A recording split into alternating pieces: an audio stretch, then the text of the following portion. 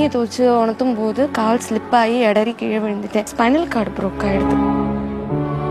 Facebook மூலியமாக first சாதாரணமாக ஃப்ரெண்ட்லியாக பேசிகிட்டு இருந்தோம். அப்புறம் திடீர்னு ஒரு நாள் உன்னை கல்யாணம் பண்ணிக்கணும்னு நினைக்கிறேன். உங்களுக்கு இப்படி ஒரு ப்ராப்ளம் இருந்து அவர் எப்படி கல்யாணம்? அவர் எப்படி சொல்கிறது, ரொம்ப நல்லவர். அப்பா நீ லவ் பண்ணுறியா? அப்பா சத்தியமாக நான் லவ் பண்ணலப்பா. அப்புறம் எப்படி அவன் சொன்னான், நீ பண்ணுற ஆமாப்பா நான் பண்ணுறேன், இப்போ என்னப்பா வந்துட்டு அப்படின்ட்டேன். நம்மளாம் அவரை லவ் பண்ணவே இல்லையே, நம்ம பண்ணுறோன்னு சொல்லிட்டோமே, சரி அதை நிஜமாக்கிடலாம் அப்படின்ட்டு நான் அவர்கிட்ட சொன்னேன். நான் உங்களை லவ் பண்ணவே இல்லை, ஆனால் லவ் பண்ணுறேன்னு நான் சொல்லிட்டேன், அப்போ லவ் பண்ணலாமா அப்படின்னு கேட்டேன். பொண்ணு கேட்டாங்க. அப்புறம் பொண்ணு கேட்கல. அதுக்குள்ளேயே என் மாமியார் என்ன காரை வச்சு தூக்கிட்டாங்க.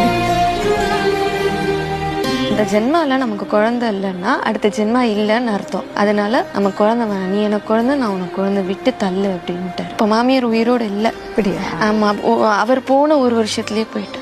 யாரு போன? எங்கள் வீட்டுக்காரர். ஆமாம், அவர் இறந்துட்டு